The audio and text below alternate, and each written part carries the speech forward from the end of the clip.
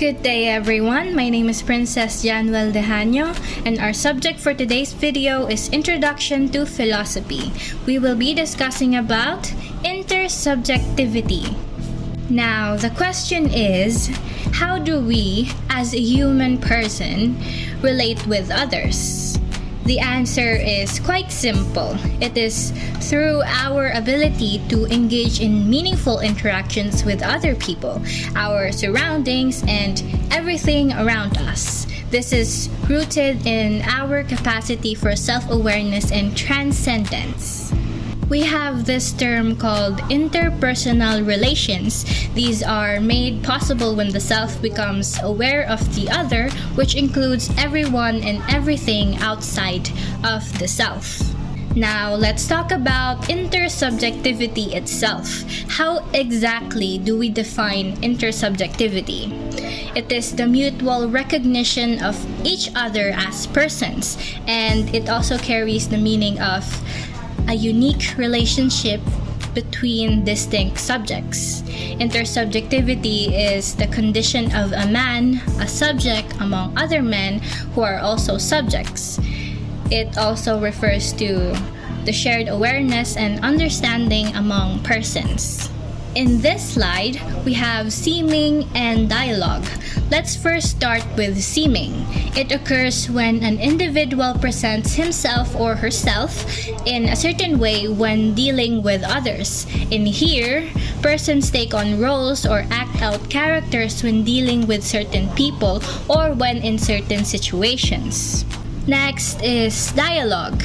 This term is most likely familiar with you all, but it has more meaning. In philosophy, it is a deeper and more genuine interaction. Dialogue is an interaction between persons that happens through speech or use of words, expressions, and body languages. Only persons with interiority or an inner life can engage in a dialogue. Let us now proceed with the characteristics of meaningful and genuine human relations. First is empathy.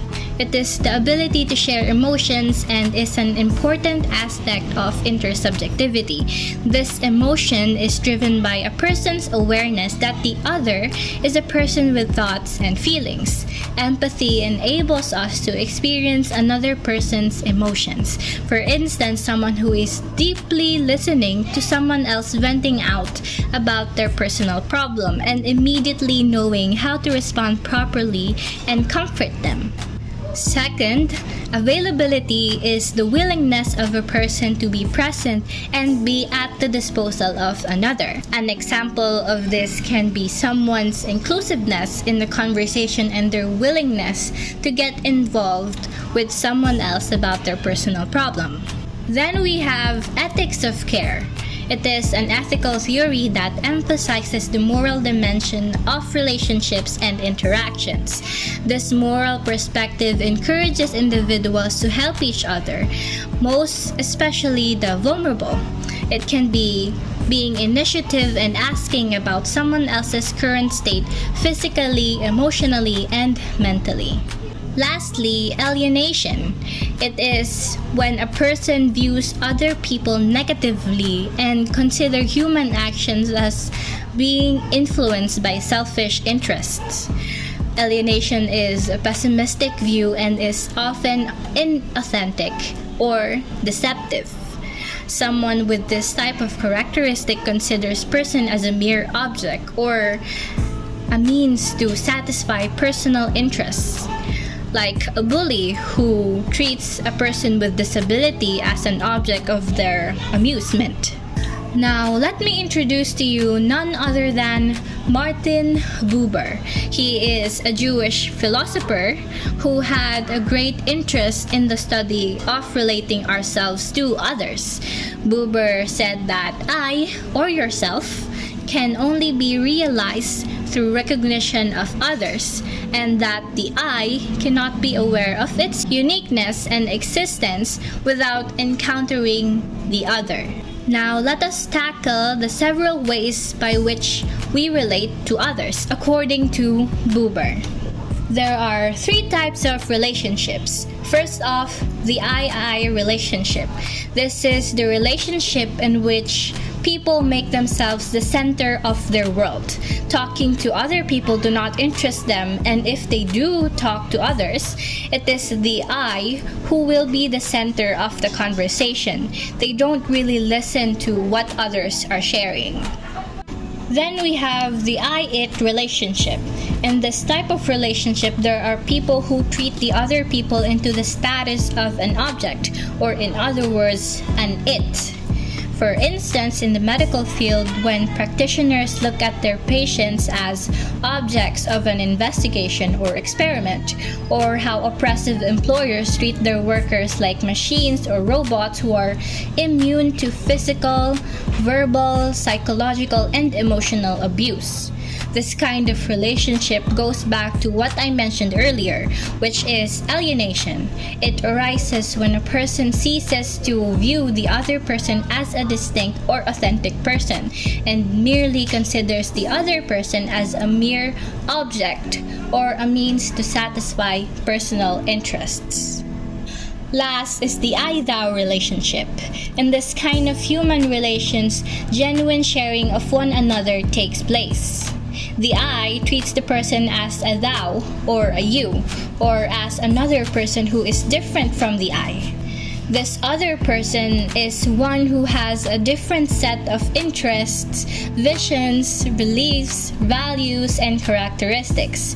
Just like the I-it, this also takes us back to what I mentioned earlier, which is the dialogue. Dialogue, which is a genuine form of conversation, is the center of this relationship. In this relationship, the other is not limited to a human being. According to Buber, it could be your dog or any animal you love the most, or a tree or plant that you took care of yourself, or if you're a religious person, then God. Keep in mind that the I-thou relationship is a privileged form of relationship. In conclusion, this relationship involves effort. For the last part of our lesson, we will be talking about the obstacles of authentic dialogue, which are again seeming, then speechifying, and imposition. Let's start first with seeming. It involves deliberately playing up or hiding aspects of yourself to appear more desirable or impressive. Like I mentioned earlier, an individual presents himself or herself in a certain way when dealing with others. For example, during your first day on a new school you transferred to. In here, you take your time to observe your surroundings and you adjust on a new environment. This way, you act differently and far from your true nature, which you are comfortable in showing to people with whom you are already comfortable with. Second is speechifying. It refers to one talking past another. It is hearing without listening to what someone else has to say. This applies on the I relationship, where you only focus on yourself, only think about what you say, and disregard other people's opinions. Third and lastly, we have imposition. It constitutes holding one's own opinions, values, attitudes, and oneself without regard for those of another. And it's telling the other how he or she should act, behave, and respond to things.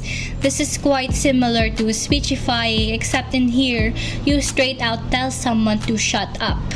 Unlike in speechifying, where you just let them go on and on without taking in what they say. In imposition, the person is more vocal and controlling. They actually dictate the other to hold their opinion to themselves, to do this, to not do that, and a lot more. That is imposition. So, that's all for today's video. I hope our discussion helped you to understand the lesson more. Thank you for watching!